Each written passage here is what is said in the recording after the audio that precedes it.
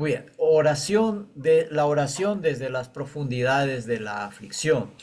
Y esto creo que cada uno de nosotros en algún momento ha tenido aflicciones o sufrimientos muy grandes, ¿no? De bastante fuerza.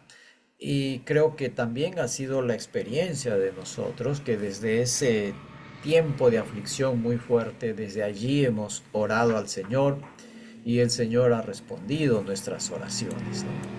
Entonces es Jonás capítulo 2, tratando de decir algo sobre esto, podemos decir, Dios escucha y responde a la oración de aquellos que se vuelven a Él con fe y arrepentimiento, ¿no? Ambas cosas siempre van juntas, fe y arrepentimiento.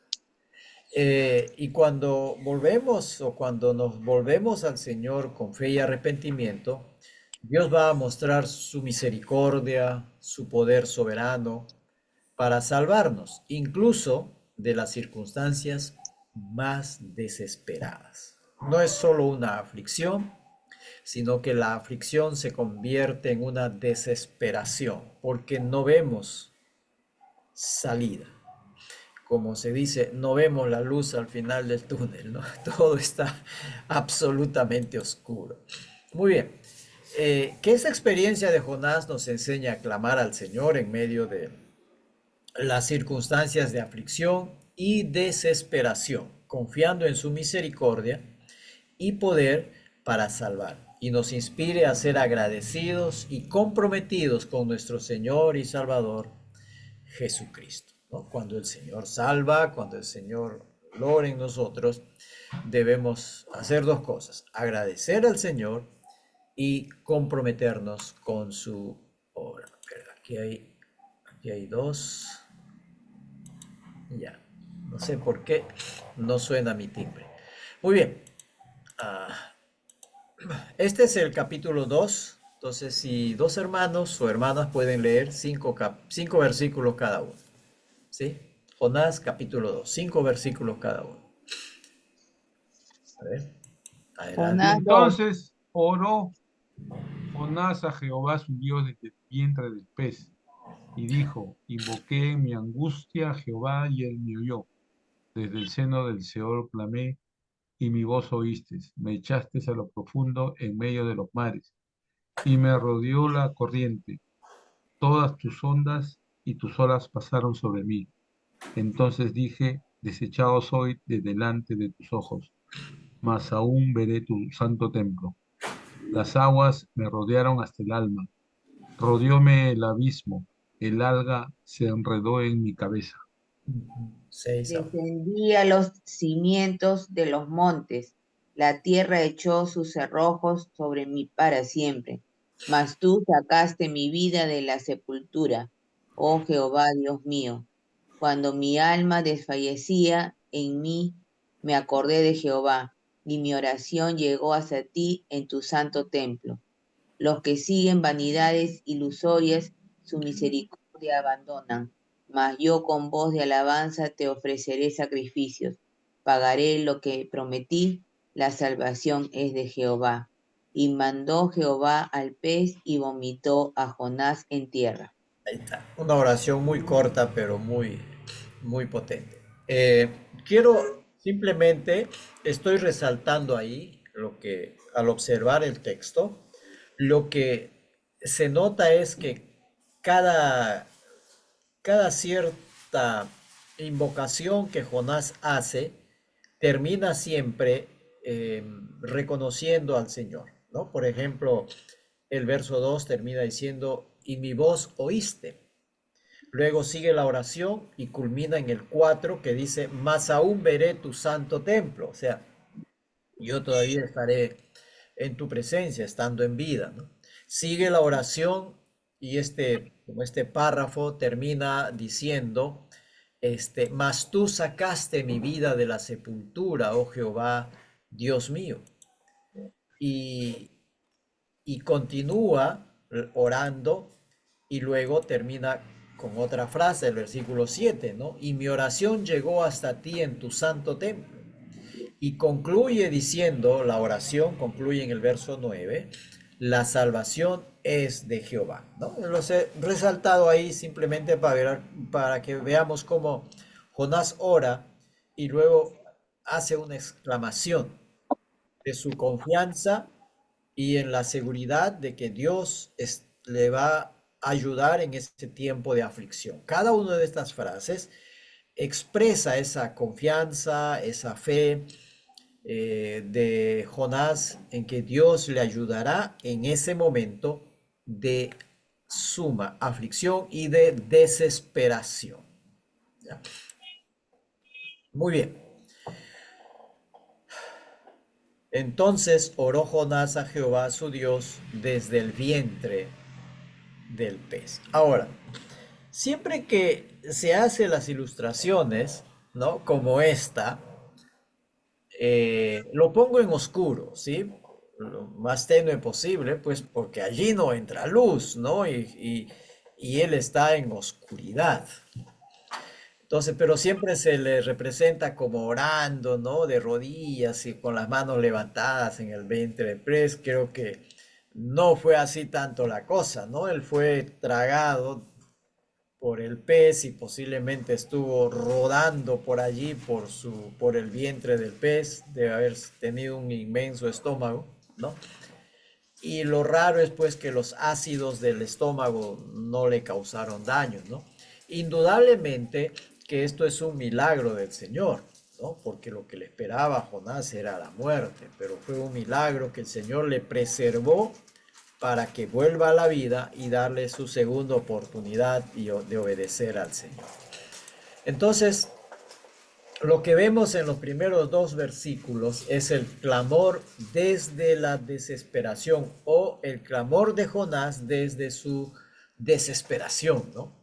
Por eso, y aquí subrayo o resalto con amarillo, él oró a Jehová y fíjense, su Dios, desde el vientre del pez y dijo, invoqué, o sea, llamé al Señor, ¿no? En mi angustia, a Jehová y él me oyó. Dice, desde el seno del Seol clamé, o sea, desde ya las profundidades mismo de la muerte o desde su desesperación. Y el Señor dice, y mi voz oíste. Entonces, diciendo algo de esto, comentando, oró a Jehová su Dios. En contraste con la huida que hemos visto en el anterior capítulo, ahora Jonás está buscando a Dios. Fijémonos, acordémonos que en el capítulo 1, Jonás está huyendo. No quiero saber nada contigo, Señor, me voy a otro lado, ¿no? Prefiero la muerte quizá que ir a predicar a mis enemigos. Entonces Jonás está huyendo. Y el contraste aquí es muy, muy fuerte y dice, y cuando estuvo en su tiempo de desesperación, Jonás se parece a nosotros, ¿no? Cuando estamos bien, todo va feliz, pero cuando estamos en problemas, ahí mismo invocamos al Señor, ¿no? Entonces, en contraste con su vida, con su huida, ahora Jonás busca a Jehová, lo identifica como su Dios. No lo identifica como cualquier Dios, como un Dios más, sino como el Dios de él. ¿Se acuerdan que cuando vino la tormenta, nos narra el texto en el primer capítulo donde dice que cada uno de los marineros, ¿no? De la tripulación invocaba a su propio Dios? Aun cuando el capitán baja a la bodega y ve allí a Jonás orando, le dice, ¿qué haces aquí, no? Despiértate, ¿no? Y a ver si tú también invocas a tu Dios. Pero Jonás no quería saber nada de invocar al Señor porque él estaba huyendo del Señor. Pero ahora él está invocando.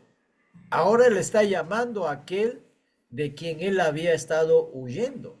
Y lo hace cuando está en desesperación y en angustia, ¿no? Entonces ora intensamente al Señor desde lo más profundo de su aflicción y de su desesperación. Por eso decía, quizá en la experiencia de cada uno seguramente está esto, ¿no? Cuando hemos estado en tiempos de desesperación, en tiempos de aflicción, posiblemente sean los tiempos en donde más hemos orado, donde más nos hemos acercado al Señor, donde más hemos estado clamando a Él por su ayuda en esos tiempos de desesperación. ¿Ya? Otras veces también, como Jonás, huimos del Señor, nos alejamos de Él, ¿no? Ahora, invoqué a Jehová, identifica a quién está invocando. Dice, invoqué a Jehová. Y estos son aspectos muy importantes en la oración, porque dice,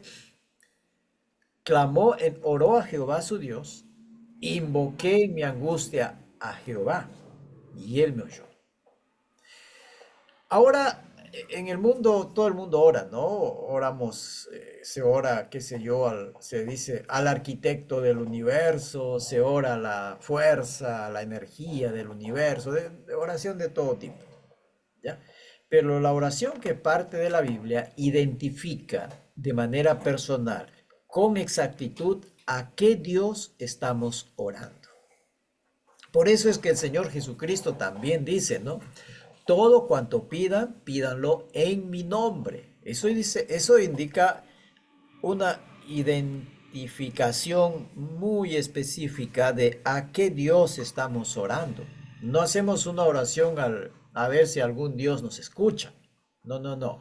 Estamos haciendo a un Dios que la Biblia nos dice y a un Dios a quien conocemos. Ya, eso es importante. Él me oyó. El Señor escucha la oración de Jonás. No rehúsa la oración a pesar de que Jonás había estado en desobediencia escapando de él. Desde el seno del Seol. El Seol generalmente es una palabra hebrea que a la final no tiene una traducción. En la Biblia Reina Valera de 1909 se traducía como infierno. Pero después los estudiosos se dieron cuenta que no se puede traducir como infierno. Entonces, ya en la del 60 no se tocó la palabra, simplemente se transliteró y se dice simplemente Seol, tal como se dice en el hebreo. Me parece que algunas versiones lo traducen también como lugar de los muertos, ¿no? Pero en este caso, Seol, y es una de sus acepciones, representa lugar de suma aflicción y desesperanza mortal. Eso es lo que significa Seol en este contexto, porque Jonás está afligido al extremo y esa aflicción extrema le ha llevado a la desesperación. No sabe qué hacer porque ve que no hay salida, no sabe qué puede hacer para salir de ese lugar. Así que él acude al Señor para que le libre.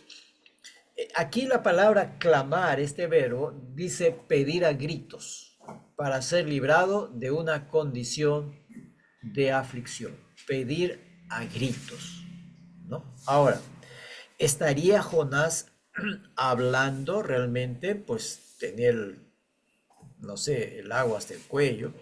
Posiblemente es una oración que se va dando en su mente, ¿no? En sus pensamientos, pero es una oración que desde lo más hondo de su corazón él grita y clama al Señor en su desesperación. Oíste, el Señor atendió a la oración de Jonás. El Señor no fue impasible, no fue, ya se me fue la palabra, escuchó la oración de su, de su siervo. Entonces, podemos decir en esta parte, Jonás reconoce que su desobediencia le llevó a esta situación de desesperación. Antes estaba huyendo, ahora le está buscando y clamando para pedir ayuda al Señor. Reconoce en esta oración, por cuando él empieza a clamar y cuando dice desde el seno del Seol, o sea, está sufriendo por causa de su desobediencia. Y en ese sufrimiento él clama al Señor. Ahora, continúa. ¿no? En el verso 3 y 4 dice, me echaste a lo profundo del mar, a lo profundo, en medio de los mares, y me rodeó la corriente, todas tus ondas y tus olas pasaron sobre mí. Entonces dije, desechado soy de delante de tus ojos, mas aún veré tu santo templo. Dice, me echaste. Fijémonos que Jonás está reconociendo que el Señor ha provocado en su soberanía, Él ha provocado esta angustia en Jonás. Así como reconoce que el Señor ha causado esa tormenta, aquí está reconociendo que el Señor ha llevado a Jonás, fue el Señor mismo quien le llevó a esa situación de desesperación. No fue la casualidad, no fue nada, dice, me echaste, o sea, Señor, tú es el que me lanzó a lo profundo de los mares, ¿no? Y luego dice, me rodeó corriente, de todas tus ondas y tus olas pasaron sobre mí. Sigue reconociendo, el Señor usó la naturaleza, en este caso el mar, las olas, la tempestad, todo lo usó para conducir a Jonás a ese tiempo de desesperación. Creo que el Señor sabía que solo en ese tiempo de suma aflicción, Jonás iba a reaccionar, ¿no? Y reaccionar para bien. Ahora, cuando aquí dice, me echaste a lo profundo, esta palabra también se traduce como abismo. También tiene otra acepción que significa lugar de caos y de desesperanza, y un lugar fuera de toda solución. Un lugar fuera al abismo se refiere a los mares, ¿no? Al mar. A ver, las fosas marianas creo que están como a 10.000 metros debajo del nivel del mar, ¿no? Es una profundidad más alta que el Everest. Imagínense que él está en el mar, en el vientre del pez, y dice, me has echado al abismo, y el Seol y el abismo es también un mundo de caos, de desorden, de desesperación. El Seol, por eso se llama el lugar de los muertos, es un lugar de caos y desesperación. Cuando el Señor habla del infierno, nos habla, por ejemplo, de que es un lugar de desesperación, donde las almas claman y sufren, ¿no? Pero que ya no hay retorno. Llegaron al punto sin retorno, de no retorno, ¿no? Pero aquí Jonás todavía está en un punto de retorno, porque el Señor le va a salvar de ese abismo, de ese lugar de desesperación. Entonces, creo que aquí el concepto es que cuando habla de Jonás y que el Señor le echaba en el Seol y está en lo profundo del mar, está hablando del caos y la desesperación en la vida de Jonás por causa de su desobediencia. ¿Ya? Tus ondas y tus olas, el Señor es soberano sobre la creación y la creación le obedece. ¿Se acuerdan del Señor Jesús cuando los discípulos estaban desesperados porque la tormenta hundía la barca? El Señor se levanta, ordena que calme el mar y calmen las olas, y todo vuelve, dice, a un momento de calma, una noche de calma en medio del mar, ¿no? Y los discípulos se asombran, ¿no? Y Pedro va a decir, Señor, apártate de mí porque soy pecador. ¿Quién eres tú que aún los vientos y los mares le obedecen? ¿No? Entonces va más allá de lo que ellos esperaban. Tus ondas, tus olas, desechado soy. Hay un sentimiento de haber sido abandonado por el Señor. ¿Cuántos de nosotros hemos tenido ese pensamiento? ¿Se acuerdan? Creo que todo. La oración de Jonás tiene que ver mucho con nuestras experiencias personales, ¿no? Y en este caso es ese sentimiento de haber sido abandonados por el Señor. Y siempre escuchamos eso, ¿no? El Señor no me escucha, parece que el Señor me ha abandonado, que el Señor ya no me quiere. que el Señor está procurando que yo me muera porque Él me ha abandonado. Hay esos sentimientos. Y esta oración de Jonás reproduce exactamente ese problema que nosotros también tenemos. Pero luego, como señalé ahí, cada párrafo le expresa siempre un motivo de esperanza. Dice, mas aún veré tu santo templo. Esperanza que nuevamente podrá estar en la presencia del Señor, que Dios le acogerá nuevamente. Fíjense, fijémonos que Él dice, desechado soy, pero luego dice, mas aún veré tu santo templo. Quiere decir que, Señor, él reconoce que el Señor realmente no le va a abandonar, sino que le va a dar otra vez la oportunidad de permanecer en su presencia, que el Señor no lo ha desechado, sino que el Señor le va a acoger nuevamente en comunión y en su presencia. Entonces, así termina esta oración, esta parte de la oración donde él se siente desesperado y abandonado por el Señor. Muy bien, la oración bíblica expresa, aquí hay dos elementos, expresa lamento y fe, desesperación y confianza, porque Dios es misericordioso para con aquellos que le buscan. Y quiero resaltar aquí, siempre nuestras oraciones son de este tipo, lamento y fe.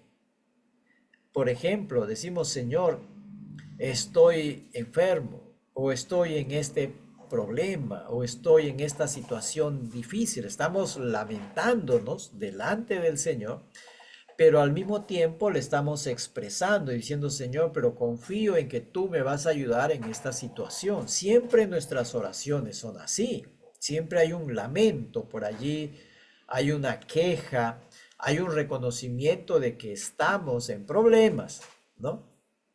Entonces, ¿por qué? Porque confiamos que el Señor va a tener misericordia y con aquellos que le buscan y va a librarnos o hacer algo por esa situación difícil por la que estamos pasando. Entonces, no pensemos que en una oración, pues una oración bíblica, siempre debe ser una oración, Señor, gracias porque me has dado esto, me has dado aquello, y nos sentimos mal cuando nos quejamos delante del Señor. No, la oración bíblica es queja y lamento y fe, desesperanza y esperanza al mismo tiempo, ¿no? Porque el Señor va a tener misericordia de nosotros.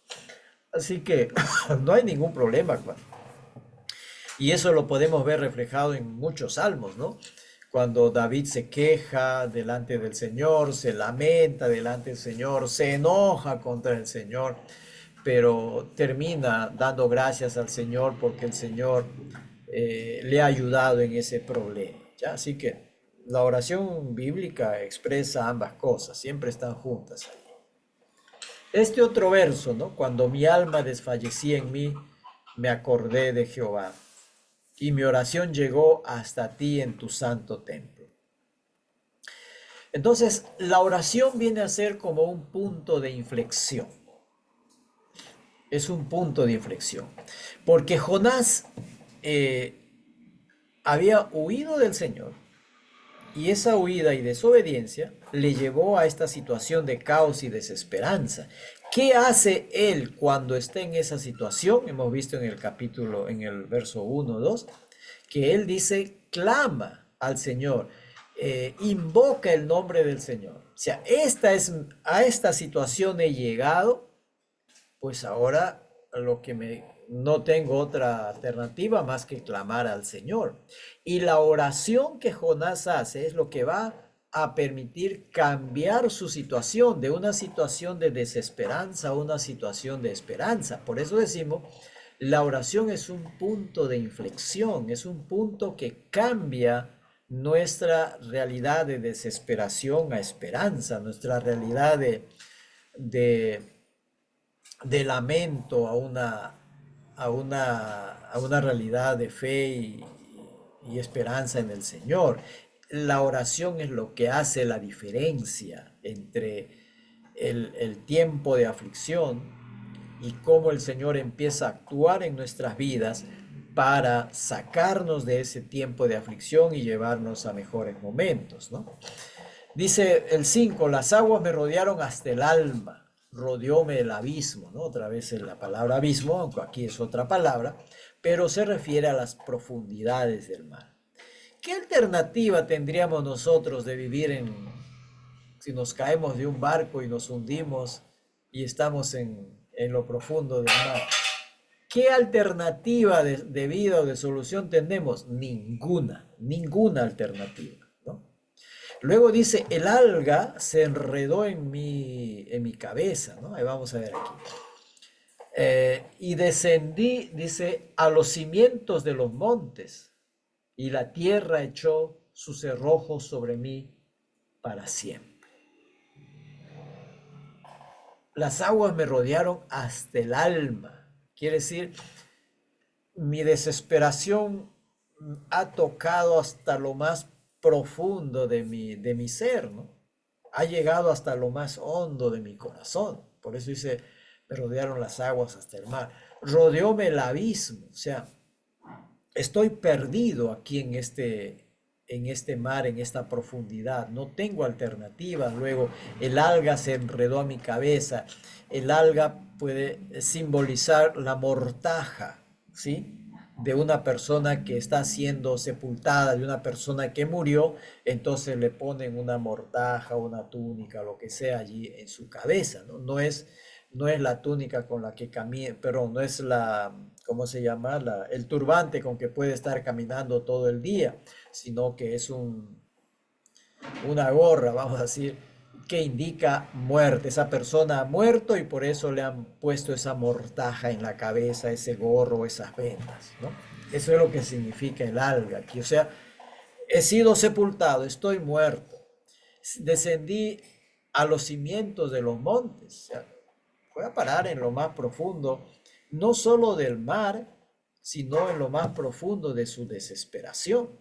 La tierra echó sus cerrojos, o sea, no, y dice sobre mí para siempre, me echó llave, no tengo alternativa, no tengo cómo salir de este tiempo de aflicción. Todo eso es parte de nuestra experiencia, ¿no? Porque puede llegar un momento y decimos, Señor, aquí el desenlace en mi vida va a ser fatal. No veo alternativas, este problema me ha metido, es tan profundo en mí tan grande que esto ya es el final y su desenlace va a ser fatal. Muchas veces estamos pensando así. Jonás reconoció la situación y su desesperación, pero fíjense lo que continúa en el versículo 6, ¿no?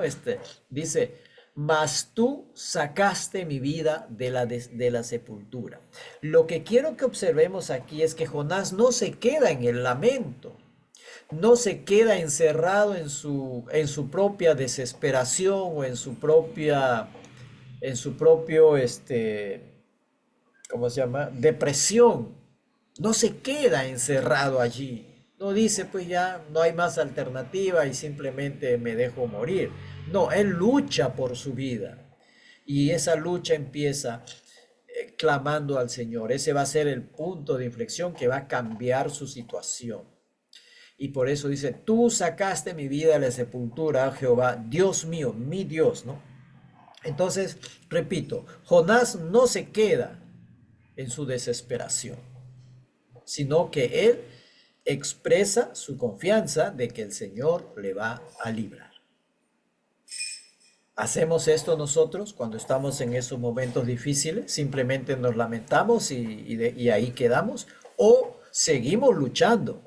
Fíjense que es una lucha en oración, como dice Pablo, ¿no? Nuestra lucha no es contra sangre y carne, sino contra principados, ¿no? De maldad. Entonces, Jonás sigue luchando en oración, pidiendo y confiando de que el Señor le va a ayudar de esa situación difícil. Realmente es una enseñanza admirable, ¿sí? De Jonás. Vuelvo a repetir, me gusta esta parte, ¿no? No se queda en su desesperación. No se queda hundido en su depresión o en su desesperación. Depresión es un término moderno, ¿no es cierto? No se queda allí, sino que sigue luchando, orando, sigue luchando en oración con la confianza de que el Señor le va a librar de ese momento. El 7, cuando mi alma desfallecía en mí, me acordé de Jehová, es como repetido, ¿no? Me acordé de Jehová y luego dice, y mi oración llegó a ti en tu santo templo. ¿Ve? Cuando mi alma desfallecía, cuando esto ya no había otra alternativa más que la muerte, entonces yo me acordé del Señor. Empieza el capítulo diciendo, invoqué, ¿no? Clamé al Señor. Empezó a orar en ese tiempo. Dice, me acordé de Jehová y mi oración llegó hasta ti en tu santo templo. El templo siempre indica la presencia del Señor en medio de su pueblo. Es lo que el Señor Jesús hizo, ¿no? Aquel verbo se hizo carne y habitó entre nosotros. Entonces, la oración es la que cambia todo en la vida de Jonás. Luego dice, me acordé, mi oración llegó. Cuando todo estaba perdido, entonces recurrió al Señor en oración y eso cambió todo. Volvió la esperanza y volvió a la vida. Fíjense, vuelvo a hacer notar esto. Cuando él oró, recurrió al Señor, dice, me acordé del Señor, en oración, eso cambió todo. Cambió su situación, cambió su desesperanza en esperanza. Volvió a la esperanza. Desde lo más profundo de la desesperación, él volvió a la esperanza. Y volvió a la vida. El Señor le hizo volver a la vida, en este caso, ¿no? Entonces, por eso la oración es el punto de inflexión. Pero Jonás no hace una oración así furtiva, sino que él está en una lucha tremenda. Mientras se ahoga o cuando está ahogándose, él está luchando y luchando y luchando en oración. No, él se resiste a hundirse en su desesperación y en su depresión. Se resiste y por eso él sigue orando al Señor. Entonces, la oración cambia una situación de desesperación y muerte a una de esperanza y de vida. Por eso la oración es el punto de inflexión.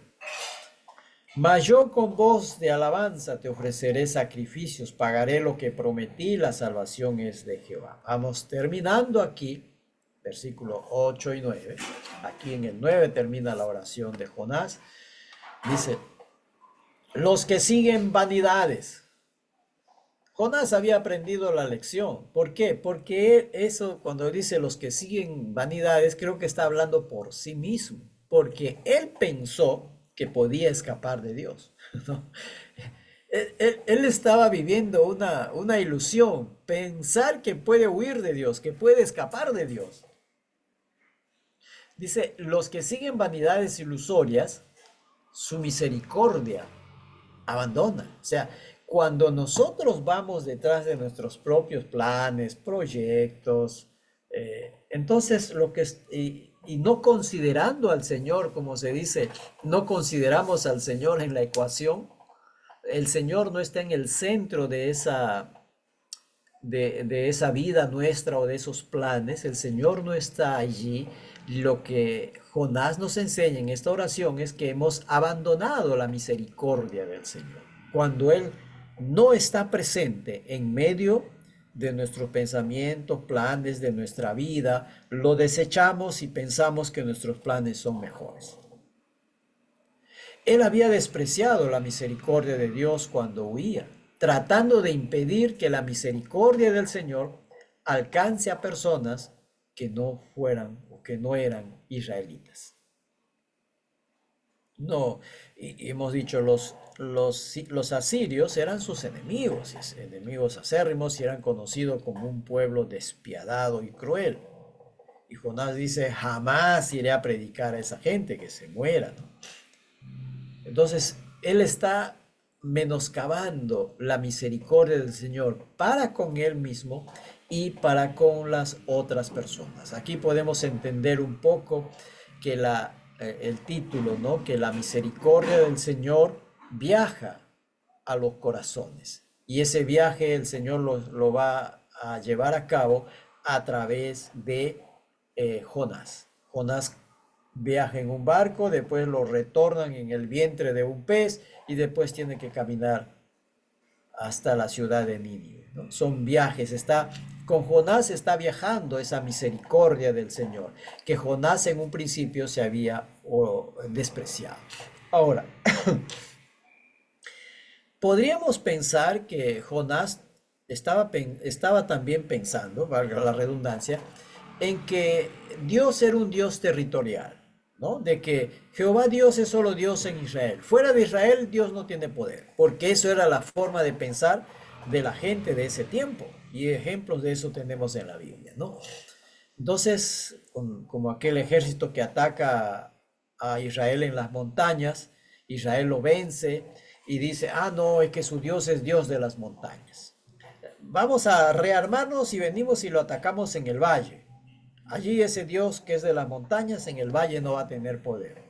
Regresan al año siguiente, enfrentan a Israel en un valle, Israel los vuelve a ganar, los bota, los arroja, ¿no? Entonces, para demostrar, Dios es Dios en todas partes, en la montaña, en el cielo, en el mar, en la tierra, en la llanura, en todas partes.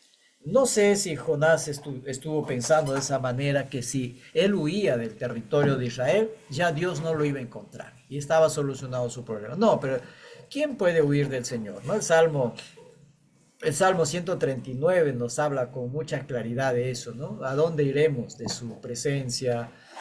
Vamos a tal parte, ahí estás tú, Señor. Vamos a otra parte y ahí tú estás. No hay lugar donde podamos escondernos del Señor, porque el Señor está en todas partes. Es omnipresente, omnipotente.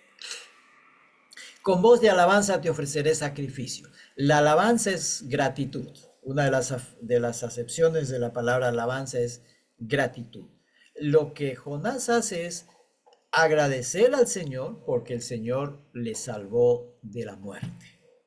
Eso es lo que él va a hacer cuando es arrojado por el pez en la playa.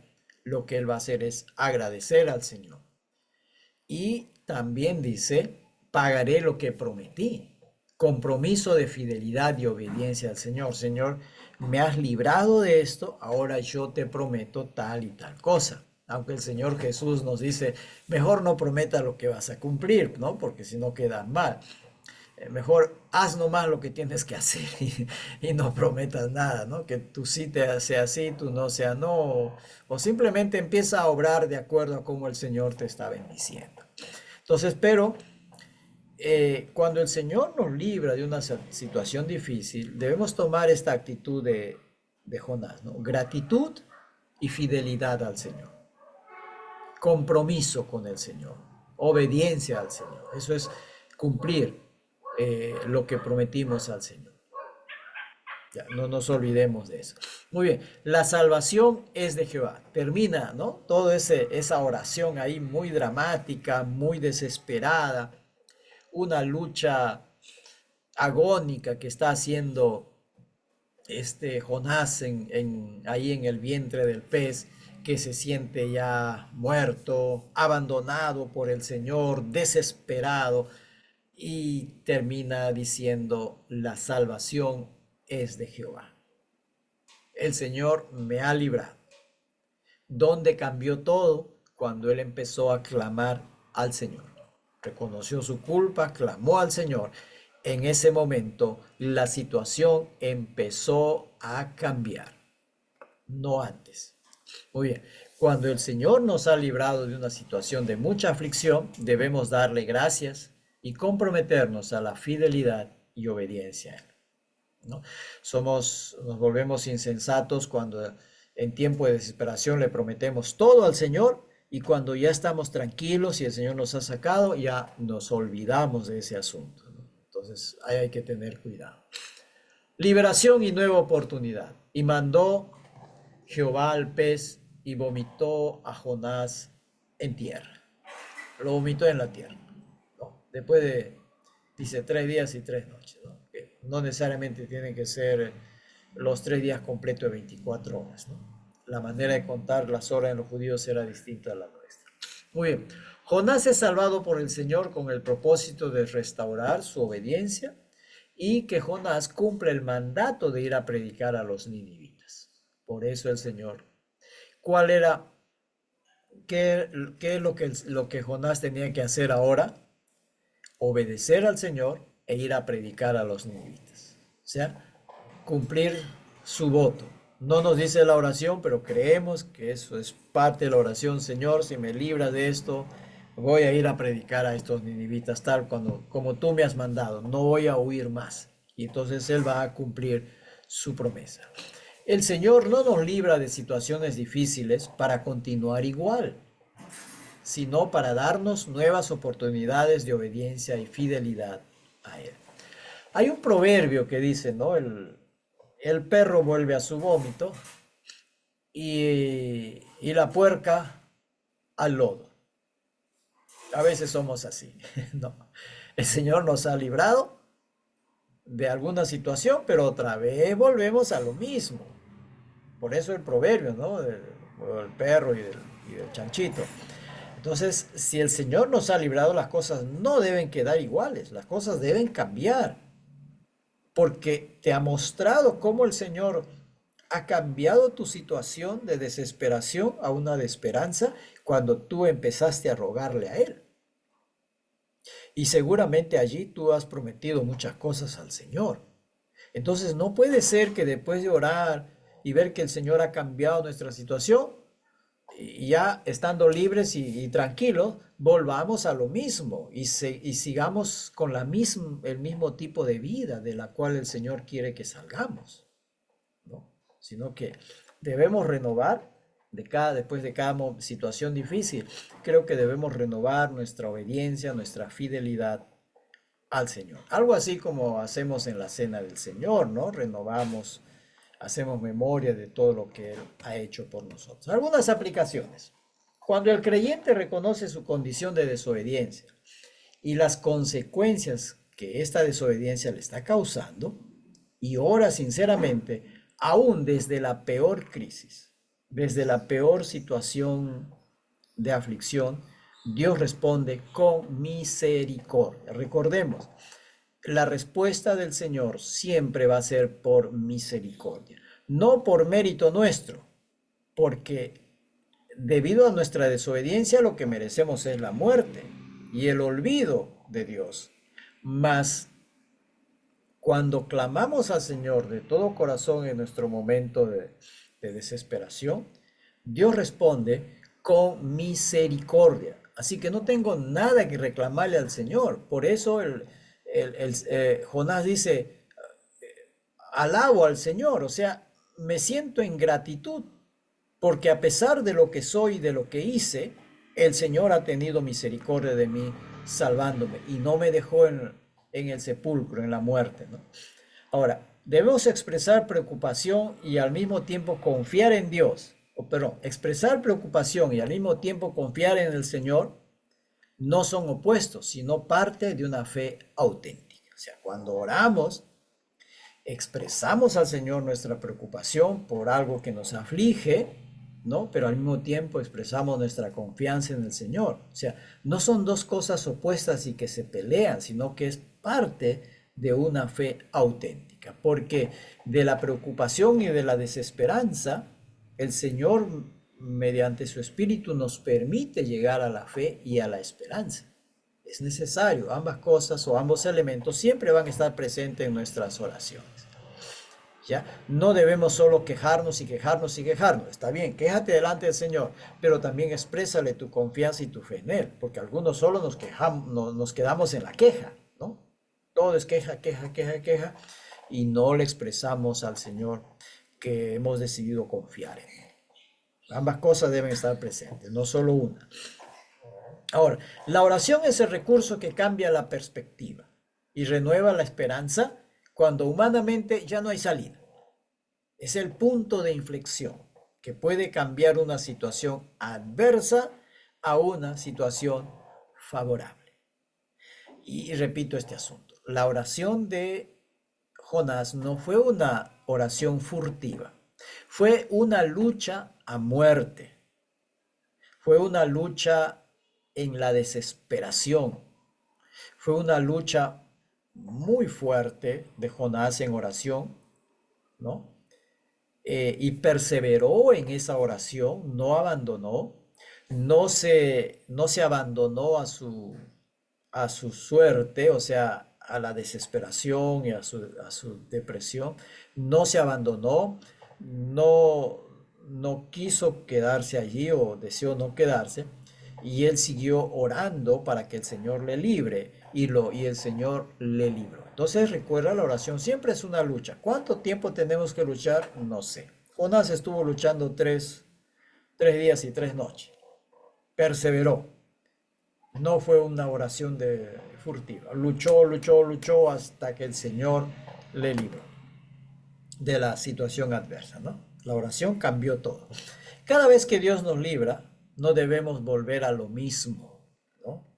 Como el proverbio del perro y de la puerca, sino responder con agradecimiento al Señor porque nos ha sacado de una situación difícil y aún de una situación de peligro de vida, peligro de muerte. Entonces debemos responder con agradecimiento, con fidelidad, viviendo en obediencia al llamado y a la vocación que Él ha hecho en nosotros, o sea, a esa vocación de vivir para Él, de ser sus siervos, de ser sus discípulos fieles, ¿no? Entonces debemos ser fieles a esa vocación a la que el Señor nos ha llamado. Muy bien, hermanos, hasta ahí esta lección. ¿Sí?